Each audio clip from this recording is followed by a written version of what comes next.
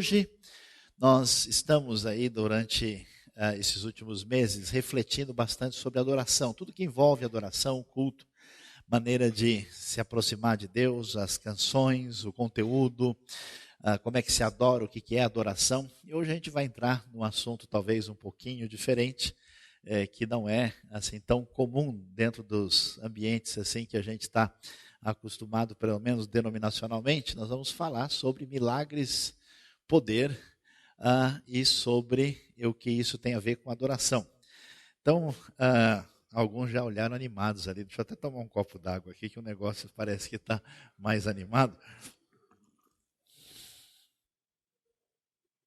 Eu queria começar lendo o texto de Atos dos Apóstolos, capítulo 5. Vamos ler versículo 12 em diante, e depois nós vamos ler o trecho de Tiago, capítulo 5 também. O que nós temos aqui em Atos, capítulo 5? Os apóstolos realizavam muitos sinais e maravilhas entre o povo. Todos os que creram costumavam reunir-se no pórtico de Salomão. Dos demais, ninguém ousava juntar-se a eles, embora o povo estivesse em alto conceito. Em número cada vez maior, homens e mulheres criam no Senhor e lhes eram acrescentados de modo que o povo também levava os doentes às ruas e os colocava em camas e macas, para que pelo menos a sombra de Pedro se projetasse sobre alguns enquanto ele passava. Afluíam também multidões das cidades próximas a Jerusalém, trazendo os seus doentes e os que eram atormentados por espíritos imundos, e todos eles eram curados. Tiago capítulo 5, versículo de número 13, a Bíblia diz: entre vocês há alguém que está sofrendo, que ele ore. Há alguém que se sente feliz, que ele cante louvores. Entre vocês há alguém que está doente, que ele mande chamar os presbíteros da igreja, para que esses orem sobre ele e unjam com óleo em nome do Senhor. A oração feita com fé curará o doente, o Senhor o levantará. Se houver cometido pecados, ele será perdoado. Portanto, confesse os seus pecados uns aos outros e orem uns pelos outros para serem curados. A oração de um justo é poderosa e eficaz. Elias era humano como nós, ele orou fervorosamente para que não chovesse, e não choveu sobre a terra durante 3 anos e meio. Orou outra vez e os céus enviaram chuva e a terra produziu os seus frutos. Meus queridos, se existe um assunto que certamente vai ser pertinente a qualquer pessoa que lê a Bíblia, são os atos poderosos de Deus através da história, quando Deus agiu de uma maneira que nós definimos como extraordinária. E quando a gente pensa sobre isso, e a gente lê o texto bíblico, e a gente pensa no cotidiano das pessoas, talvez valha a pena até você pensar sobre você mesmo, né? Há várias razões porque uma pessoa vem a uma reunião como essa, ou vai a qualquer reunião religiosa no final de semana, principalmente no domingo. Algumas pessoas vão porque estão acostumados aí. A calça dele é convertida, ela já vai à igreja sozinha. Se ele não for, a calça vai e volta porque já conhece o caminho. Outros vão em função do seu relacionamento social. Precisam lá conversar, ver se encontra a pessoa para botar a conversa em dia. Outros vão preocupados com os seus filhos, com a família. Outros vão porque têm interesse em aprender. É um número pequeno, menor, mas acontece muitas vezes. Não é tão comum assim, né? A gente descobre depois de 10 anos que a pessoa aprendeu quase nada. Então a gente vê que não é o foco de muita gente. Outros vão pelo ambiente gostoso, pela sintonia, pela energia relacional que existe entre as pessoas, mas a maior parte das pessoas começou esse processo, a não ser que ele tenha sido criado num ambiente assim, em busca de uma graça, em busca de alguma coisa em favor da sua vida, quer seja de ordem pessoal, relacional, financeira, ligada à enfermidade, alguma dificuldade séria na vida. Então é interessante que isso é bastante importante no cenário da relação de fé que as pessoas têm, e a Bíblia fala muito sobre esse assunto. Mas quando a gente pensa sobre milagres e sobre manifestação do poder de Deus, a gente corre o risco de ter uma visão talvez não muito perfeita e adequada da realidade. Qual é a impressão que muita gente dá quando fala sobre o assunto? A impressão que a gente tem, especialmente no nosso cenário de protestantismo histórico, é que assim, Deus criou leis, Deus criou circunstâncias que fazem com que o mundo funcione sozinho. Ele deu corda, foi viajar, talvez ele esteja lá em Andrômeda, visitando a galáxia para ver como é que as coisas estão por lá, e as coisas vão funcionando sozinhas, a gente que se acha aqui no meio desse negócio. E de vez em quando, por alguma razão maravilhosa, extraordinária, de uma oração forte ou de alguma coisa muito especial, Deus manda um anjo ou causa algum tipo de interferência inesperada e acontece alguma coisa especial. Então dá a impressão que Deus colocou tudo no piloto automático e de vez em quando ele manda lá algum comando que faz a coisa funcionar diferente, e a gente fica aqui mais ou menos, né, no mesmo esquema, esperando ver se alguma coisa diferente aparece no cenário. Essa ideia é equivocada, porque na verdade, Deus está presente, está agindo, Ele não é somente o Criador, Ele é o sustentador do universo, Ele está perfeitamente em ação dentro daquilo que a gente entende e lê como natural, como aquilo que a gente chama um universo de relação de causa e efeito. As coisas todas estão, Deus continua agindo, então as circunstâncias negativas, tribulações, os problemas, o cotidiano, o dia a dia, todas essas coisas envolvem a ação direta de Deus. Deus continua agindo e reinando nesse cenário. Eu acho até interessante, porque a gente conversa com algumas pessoas e pergunta, você acha que é possível acontecer um milagre na vida de alguém? Milagre mesmo? Pessoas seculares, né? E a maioria vai dizer, não, eu acho que não, sempre tem uma explicação, às vezes é o psicológico, às vezes tem um outro sentido. É difícil acreditar que foi realmente um milagre, sempre é possível achar uma explicação.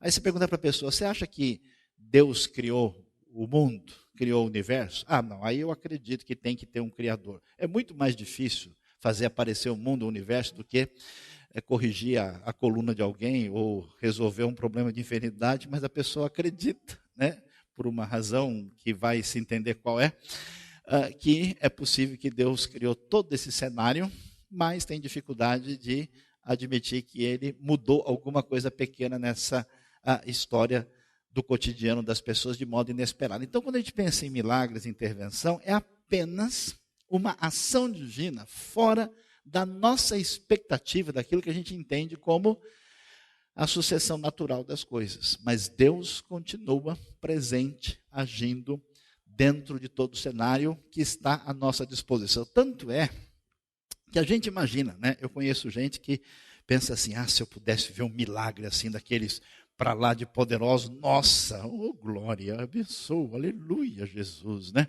Eu teria a minha fé seguramente aí muito fortalecida. Não teria, nunca milagre fortaleceu a fé de ninguém. A grande verdade é que a gente vai ver, por exemplo, quando Jesus vai curar e vai fazer coisas extraordinárias, ele chega a ressuscitar Lázaro, que estava morto há 4 dias, e depois disso, os líderes religiosos que viram e contemplaram tudo, quiseram matar a Jesus e a Lázaro. Isso não mexeu com o coração deles.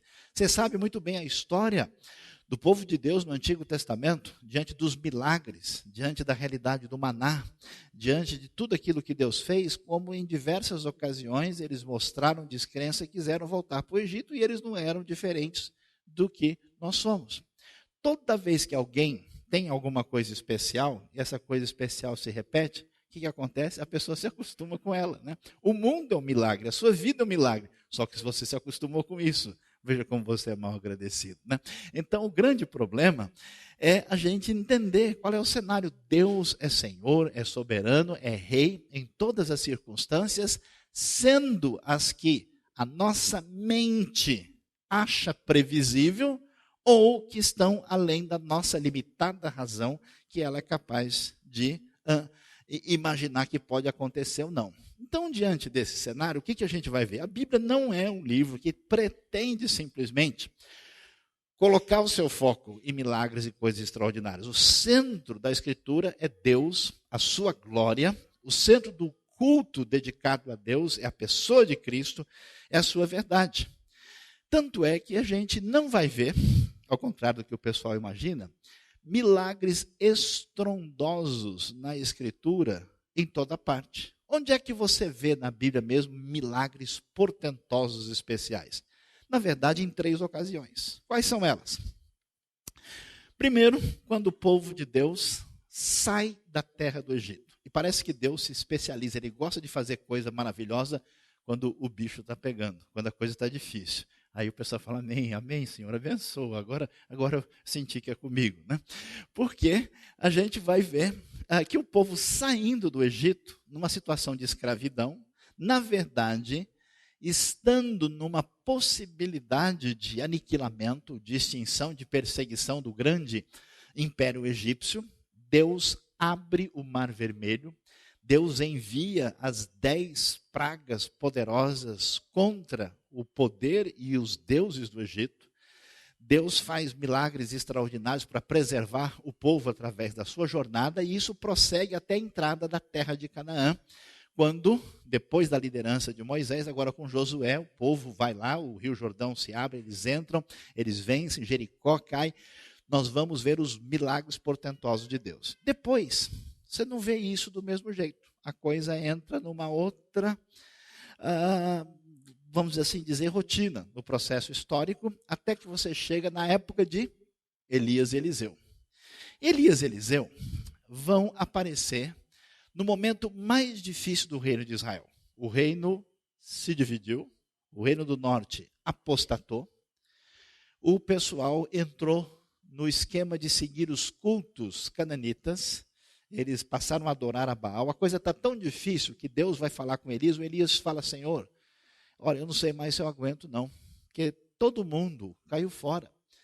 Não sobrou mais ninguém, eles derrubaram os teus altares, mataram os teus profetas e só tem eu, Senhor. Para você ter ideia de como é que a coisa chegou num nível terrível.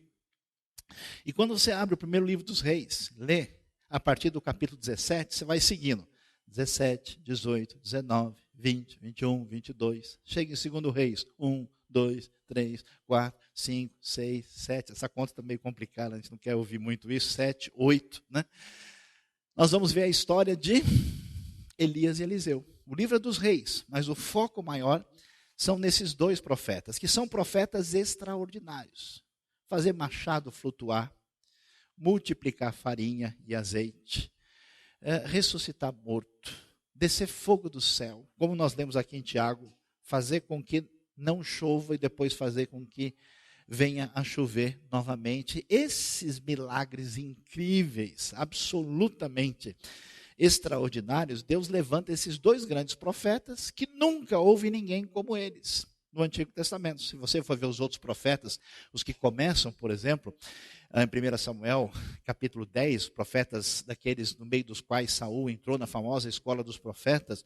Se você for ver depois os profetas que trabalhavam na corte de Davi, como Gade e Natã, eles não são assim. Se você for ver os profetas que surgem depois, na época da crise, os profetas literários, Isaías, Jeremias, e mesmo os profetas chamados menores, você não vai encontrar isso. Por exemplo, qual é o grande profeta da época do profeta Ageu? Você não sabe, nem eu, porque nenhum milagre ali se descreveu. A gente olhando para essa realidade, a gente vai vendo que o cenário focalizado aparece na vida dos 2 com esses milagres portentosos. Até que, na terceira ocasião, nós vamos ver a vinda de Cristo Jesus, o seu grande ministério como Salvador, Messias, Emanuel, Deus encarnado, e os apóstolos. Aí nós vamos ver milagres impressionantes, incríveis. E esses milagres extraordinários destacam-se especialmente os milagres feitos por Jesus. Porque uma cura, a gente vai ouvir em toda qualquer tradição na história humana. Um milagre assim mais light, né? Algumas coisas assim, não é difícil a gente encontrar. Mas você ouvir um relato do tipo, quem é esse que até o vento e o mar lhe obedecem? Opa, aí a coisa fica diferente. Né? Não é possível fazer nenhuma sugestão psicológica no vento. Né? Não tem como a gente influenciar o mar. Ô mar, oi, bom dia, tudo bem? Isso não vai dar muito certo, né? Então, nós vamos observar que Jesus ressuscita mortos, Jesus mostra o seu poder com milagres que desafiam a física, a biologia, a química. Ele anda sobre as águas, ele vai fazer coisas extraordinárias, e olhando para isso a gente vai descobrir algo muito interessante. Esses milagres vão surgir debaixo da ação soberana de Deus, em momentos que fazem sentido na ação redentora de Deus, e sempre eles têm um propósito e um objetivo. Porque chega a ser irônico, né? A gente imagina assim, puxa, mas se Deus é poderoso, eu tenho fé, vai acontecer milagre toda hora, porque Deus vai fazer qualquer coisa em favor dos seus amados. Será? O que é, de fato, o plano e propósito de Deus? Qual é a ironia que a gente lê? Você pega o livro de Atos e começa a ver o poder de Deus se manifestando. O Espírito Santo vem com poder, o pessoal vai falar em línguas no Pentecoste, vai acontecer curas, pessoas vão se converter em grande quantidade, e você espera que isso vá acontecer de uma maneira cada vez maior. De repente, surge um rapaz lá chamado Estevão, que começa a pregar abertamente a verdade do evangelho diante da liderança religiosa da época, e eles partem para cima de Estevão com pedras. Estevão podia dizer, não, mas o Salmo diz, 1000 cairão, né, à direita, 10.000 à tua esquerda, e tu não serás atingido. Mas não foi o caso. Ele foi bem atingido. Deus podia dar uma sopradinha na pedra assim, ó, né, tira essa pedra daqui, deixa cair do lado. Mas foi propósito de Deus que Estevão glorificasse a Cristo por meio da sua morte, para, inclusive, o testemunho do evangelho e o crescimento do reino de Deus. Nós vamos ver, depois do capítulo 12, o fato de que Pedro é colocado na prisão e o poder de Deus se manifesta. Se manifesta de tal forma que o anjo aparece na cela, as portas abrem automaticamente. O Pedro, nem ele não entendeu direito, né? Milagre tem que ter muita fé. O Pedro nem deu tempo de ter fé. Ele falou, o que está acontecendo? Ele estava achando que era um sonho. Quando ele foi ver, ele estava lá de fora. Enquanto isso, Tiago, que estava preso, foi morto a fio da espada e morreu nas mãos de Herodes. O que a gente começa a perceber? Que essa ação poderosa de Deus, ela tem propósitos, tem direção dada tantas vezes pelo próprio Espírito, e Deus, na sua soberania, às vezes, escolhe ser glorificado na nossa vida por meio de um grande livramento, por meio de uma manifestação de poder, por meio de uma oportunidade que nós venhamos a glorificá-lo do jeito que ele merece. Mas às vezes não. Deus permite que a gente passe por uma temporada jóbica na nossa vida. Amém, irmãos? Acho que vale mais um copo d'água depois da temporada jóbica, né? Deus permite que a gente enfrente momentos de lutas e de crescimento. Deus permite que a gente enfrente situações de dificuldade, como Paulo enfrentou um espinho na carne e que pediu a Deus que fosse libertado e não foi. Todo esse cenário envolve a ação devida de Deus e os seus propósitos quando ele faz essa realidade acontecer. Isso significa que nós devemos crer no poder de Deus, devemos continuar dependendo de Deus e orar a Deus, mas devemos entender que nós não temos nenhuma condição ou possibilidade de fazer com que Deus venha a funcionar em nosso favor no momento em que a gente acha que as coisas devem acontecer dessa ou daquela forma.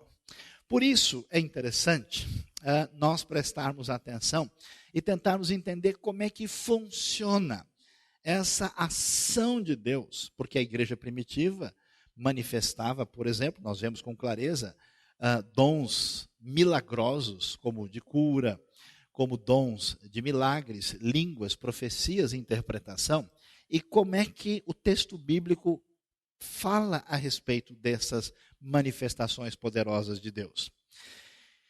Merece consideração o fato de que quando nós vemos alguns dons que estão descritos, por exemplo, em Romanos capítulo 12, ou que estão descritos especialmente em Efésios capítulo 4, que alguns autores preferem chamar de dons ministeriais, você vai descobrir que esses dons, eles fazem parte de uma ação perene ministerial na vida da pessoa que é usada por Deus. Por exemplo, uma pessoa que tem dom de pastor mestre, ele não perde esse dom quando ele dorme à noite e acorda no outro dia. Falei, deixa eu dar uma engatilhada no dom aqui, porque acho que tá escapando a quarta, né? Tá difícil o negócio aqui, deixa eu resolver o dom desapareceu ontem à noite.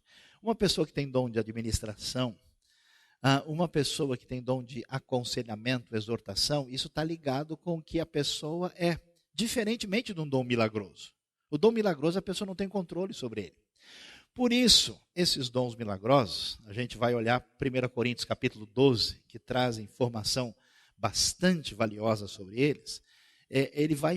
O texto vai chamar esse dom de manifestações do Espírito. A igreja reunida, em nome de Jesus, debaixo da ação do Espírito, nessa dimensão de adoração, Deus tantas vezes agia por meio de manifestações. Manifestação significa que o Espírito age no coração da pessoa, dá discernimento, dá o que a gente pode chamar de direção, e ao fazer isso, muitas vezes um desses dons entra em operação e acontece algo extraordinário e maravilhoso pelo poder de Deus. Eu acho tão interessante perceber que as pessoas que têm esses dons, ou que manifesta-se nelas esses dons, não têm domínio e controle sobre esses dons. Quer ver um exemplo?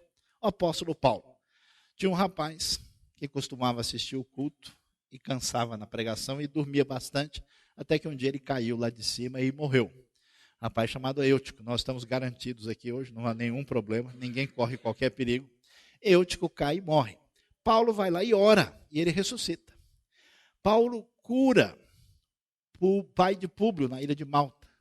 Deus fez milagres por meio de Paulo, inclusive por pessoas que iam tocar no seu lenço e nos aventais que estavam ligados a ele. E, no entanto, Paulo tinha um amigo, muito amigo, tão próximo dele que viajou com ele no final da terceira viagem missionária, que por causa dele Paulo foi preso em Jerusalém no ano 57 e foi levado de Jerusalém para Cesareia. Esse amigo dele, lá de Éfeso, chamado Trófimo, diz 2 Timóteo 4, versículo 20, o quê? Que ele deixou Trófimo doente em Mileto. Só que ele teve problema com Trófimo. Trófimo torcia para o time errado. E Paulo diz, vou deixar você doente, não vou orar. Não é o caso. Paulo não teve nenhuma ação no sentido de agir de modo. Se ele tivesse o dom de cura preso na mão, assim, que era só tocar, estava resolvido, Trófimo estava tranquilo. Timóteo, filho do coração, discípulo de Paulo. 1 Timóteo 5, 23. Timóteo estava lá com uns problemas de estômago, o negócio não estava muito legal. A Bíblia diz que Paulo diz, Timóteo, toma água misturada com vinho, que isso é bom para você, em vez de dizer, Timóteo, está amarrado, queima ele, resolve o negócio aí.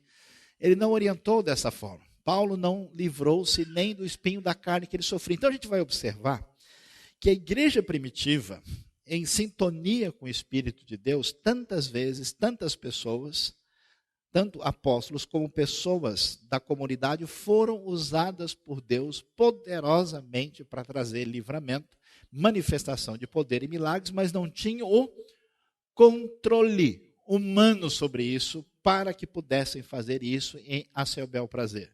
Nunca os milagres aconteciam para enaltecer uma pessoa, nunca os milagres aconteciam para que as pessoas perdessem o foco e o centro, deixassem de ter Cristo como centro e passassem, como acontece em certos ambientes, onde a palavra, Deus e Cristo ficam em segundo plano e o milagre, a centralidade humana tomam o controle da situação. Nunca a coisa foi dessa maneira. Então é necessário ter bom senso e perceber que Deus age das maneiras mais incríveis possíveis. Eu acho interessante, eu já vi oração apoteótica, oração assim, daquela que você, uau, puxa, eu estou até com vergonha, eu nem sei orar direito, e a pessoa fazer todo aquele estardalhaço, o outro ir lá na frente, dar um testemunho, falar que está curado, que não tem problema mais nenhum, 2 meses depois morrer. E já vi gente fazer oração simples, já vi a oração de um menino de 8 anos de idade, Na maior simplicidade, orar pedindo a manifestação do poder de Deus e um sujeito de quase 1,90 m de altura cair possesso em função da oração do menino. Já vi coisas incríveis de gente da oração mais assim, light possível na nossa interpretação e Deus agir com poder, e vi coisas que a gente poderia imaginar que seria tão extraordinária e não foi assim. É interessante, eu nunca me esqueço daquela atitude surpreendente de uma pessoa que chegou a um lugar onde nós estávamos pregando e tivemos um tempo ministrando, falando ali, e essa pessoa não conhecia o Evangelho, ouviu pela primeira vez, e veio à frente e pediu oração. E a gente fez uma oração com o pessoal em volta ali, de maneira bastante tranquila e simples. A pessoa voltou para casa e na outra semana chegou à igreja chorando. Mas chorando assim que a gente fala, puxa, acho que o negócio está muito difícil. E ela contou a sua experiência e disse, olha, eu faz muito tempo, muitos anos que eu tenho um tumor que eu tento resolver, a coisa, nunca imaginei que a coisa pudesse acontecer, o tumor estava grande. Eu cheguei aqui, quando o pessoal orou por mim, eu senti um negócio diferente no meu corpo, cheguei em casa e botei o tumor para fora. E eu quero vir agradecer a Deus. Eu fiquei feliz da vida. Qual foi minha tristeza? A pessoa nunca quis aceitar o Evangelho de Cristo Jesus. 10 leprosos foram curados, um voltou para agradecer.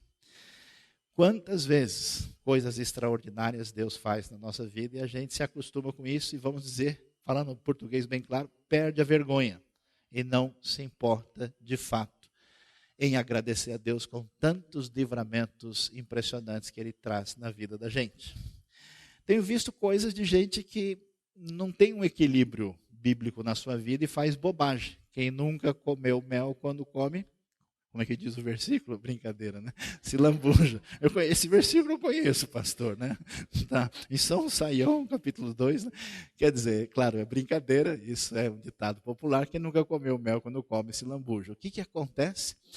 Lambuza. A pessoa, eu me lembro de um amigo que tinha um problema com seus amigos de trabalho, falou, olha, a pessoa está com um problema sério, o marido não sabe mais o que fazer, a gente não podia ir lá junto, vamos juntar um grupo aqui da igreja, a gente vai fazer uma oração. Fomos lá, e a pessoa, dona da casa, de fato estava possessa, dominada por um espírito mau. Ela estava com tendências suicidas, estava com a vida destruída, estava querendo passar o tempo todo no cemitério, estava uma coisa assim incrível. Quando a gente orou e atuou na vida daquela pessoa, ela foi libertada e o homem ficou muito feliz. Mas aí começou a acontecer algumas coisas não muito boas.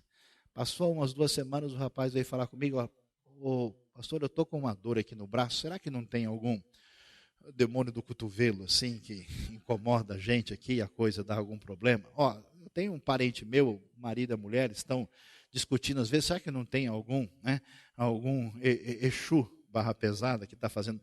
Aí eu comecei a perceber que se subisse o preço do pãozinho, já era o demônio da inflação que estava atuando, alguma coisa desse tipo. Ele perdeu o equilíbrio e começou a entender todo e qualquer cenário a partir dessa perspectiva, porque faltou maturidade. E ao mesmo tempo, a gente vai ver coisas incríveis, eu acho tão interessante, né, como Jesus faz milagres ajudando a incredulidade da pessoa que vai ser abençoada. É absolutamente impressionante. Eu mencionei rapidamente, quero contar para vocês a história.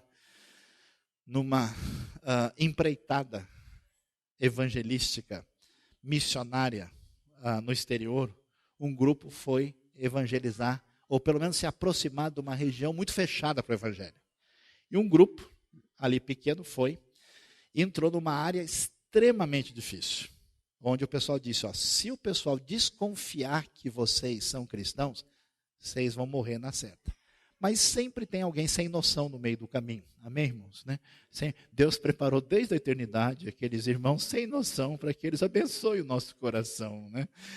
Aí o cara chegou lá e quando eles foram entrando assim, o líder da região da aldeia virou e falou, escuta, quem são vocês? Todo mundo, né?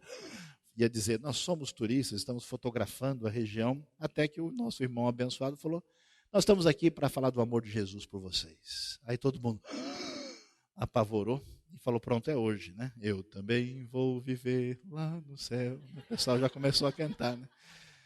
E aí o cara encarou eles e disse, ele já ia dizer uma coisa mais perto, falou, tá bom, então vocês vão ajudar a gente em nome de Jesus, eu quero essa ajuda. Eu tenho 62 anos, sofri um derrame, metade do meu corpo não funciona, está tudo paralisado, e eu quero que vocês vão orar por mim então para ver o que esse Jesus pode fazer. Imagina só, né? Os outros já estavam encomendando a alma ao Senhor para a honra e glória do seu nome. Amém. Né? Como é que ela, né? O Senhor, né, recebe com muita felicidade preciosa e à vista do Senhor a morte dos seus santos. Estavam lá recitando o versículo. E ninguém queria orar. Quem que foi orar? Foi o nosso irmão sem noção. Tá bom, eu oro. Aí o pessoal falou, pronto, agora que negócio. Acho que o cara vai travar outra parte. E o pessoal ficou desesperado. E o nosso irmão foi lá e começou a orar a oração mais sem jeito, atrapalhada. Ele não acreditando em muito, ele nunca tinha orado por nada que tinha dado certo. Né? É igual aquele sujeito que começa a orar para os outros, a pessoa começa a morrer e falou, vou parar de orar, porque o negócio não está dando certo. Né? Tinha um pastor amigo meu que falou assim, eu visitei 3 pessoas, 3 morreram, nunca mais eu vou. Né? Aí ele começou a orar e no meio da oração, não é que o homem sai gritando, pulando, estou curado, porque Deus é poderoso, porque Deus é bom e Deus é soberano. E Deus sabe o que faz e tem coisas incríveis que acontecem fora do nosso controle e do nosso poder. Como é que a gente deve, já que a gente sabe que Deus pode agir ou pode não agir, e que pessoas podem ser tocadas e direcionadas para uma situação específica onde Deus vai agir, e isso não pode ser forçação de barra humana e nem algo feito pela carne, pela direção nossa. Como é que as coisas devem acontecer no cenário da igreja? Esses textos trazem luz sobre isso. Veja bem, a igreja primitiva nunca fez uma cruzada de milagres. Ela nunca fez uma reunião, pessoal, venham aqui, porque o grande Pedro e o grande Paulo estarão hoje, tal hora, para livrar vocês de todos os seus problemas. Ela nunca fez isso.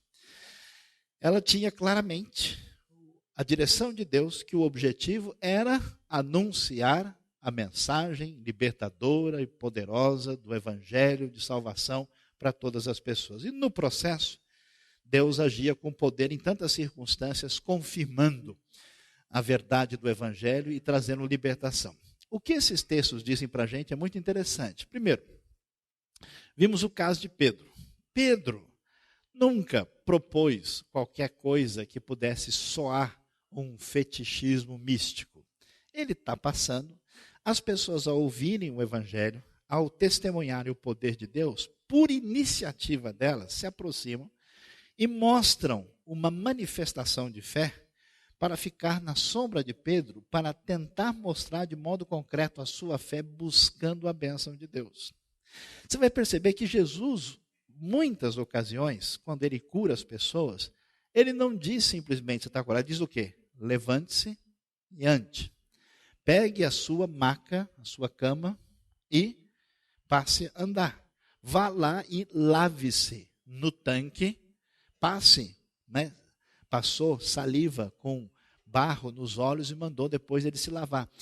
Tantas e tantas vezes Jesus solicita da pessoa uma atitude concreta e objetiva que mostra um sinal de fé dessa pessoa que deseja a bênção de Deus. Isso significa para a gente que qualquer ação de bênção de Deus envolvendo essa ação milagrosa parte do coração da pessoa que busca a Deus e não das pessoas que estão na posição de liderança.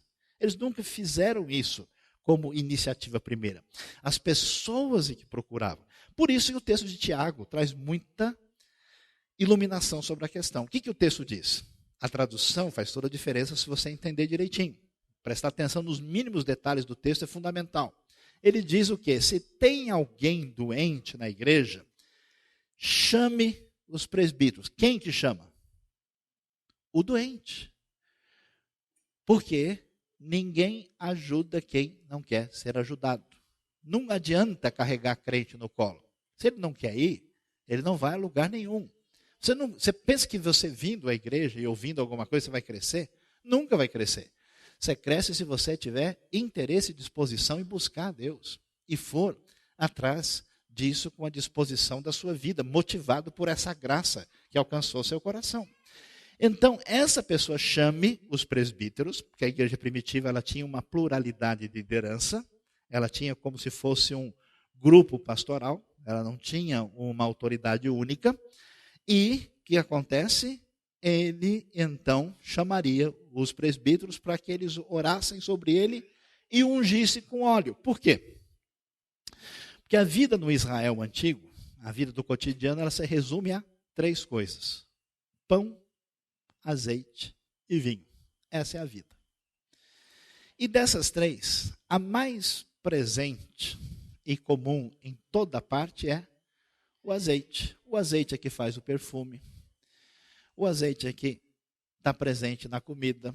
O azeite é que ilumina a casa. O azeite é que é oferecido como oferta até para se entregar no templo. O azeite é o elemento mais fundamental que representa essa realidade que está na vida de todos. Por isso o texto, até o azeite era usado às vezes de maneira terapêutica. Por isso o azeite é escolhido. Não porque o azeite em si tem alguma propriedade mágica nele. Esse aqui é o azeite de Jerusalém. Né? Vamos orar para que Deus nos responda amém. Né? Por isso que eu brinquei com o pessoal que eu vou fazer a igreja do Monte Saião para ver se dá certo. Né?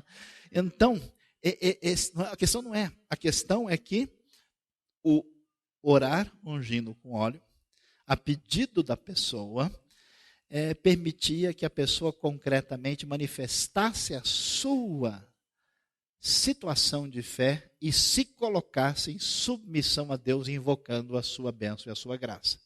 A gente pode fazer isso, e não necessariamente só com óleo.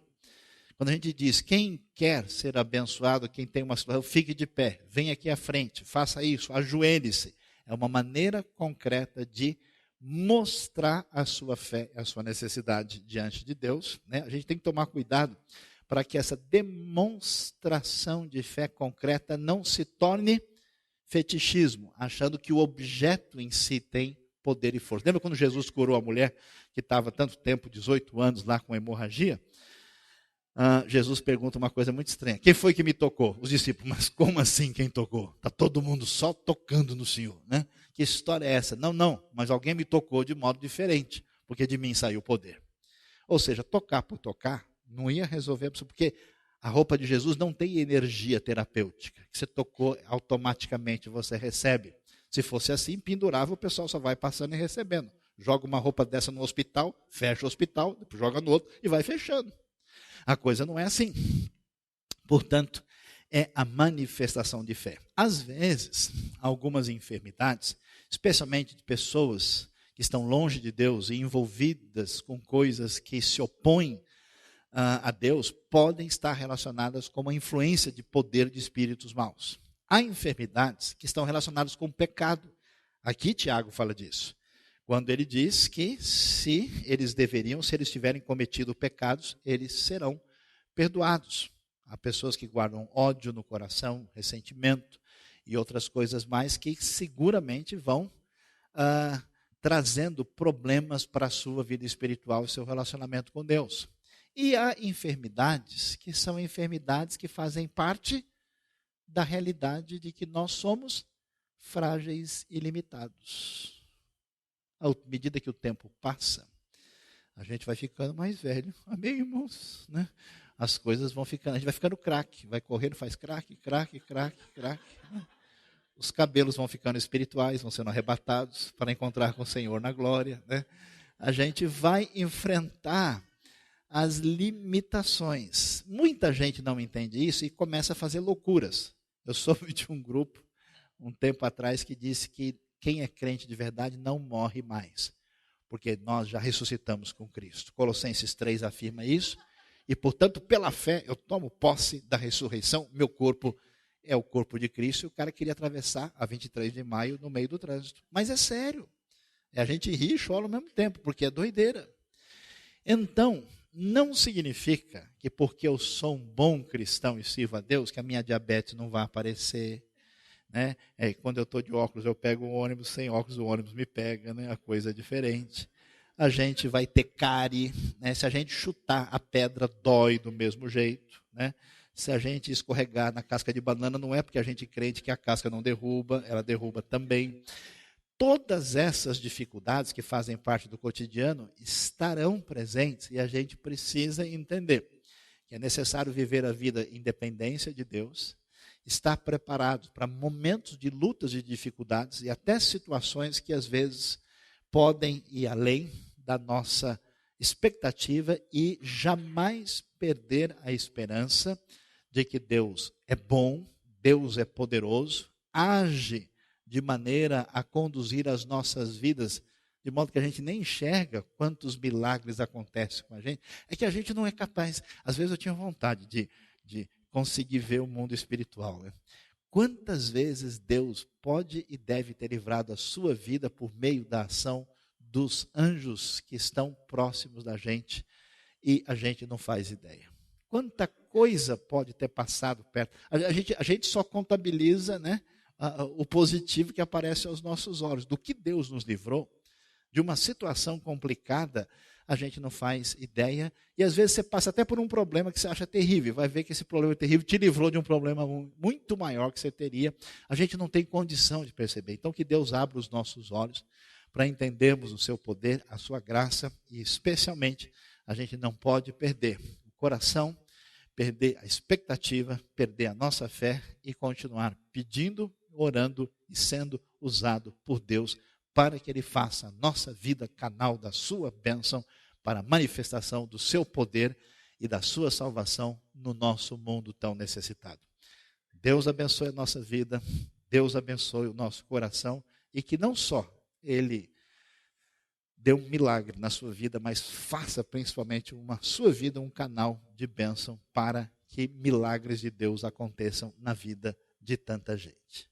Deus abençoe o nosso coração nessa noite. Louvado seja Deus.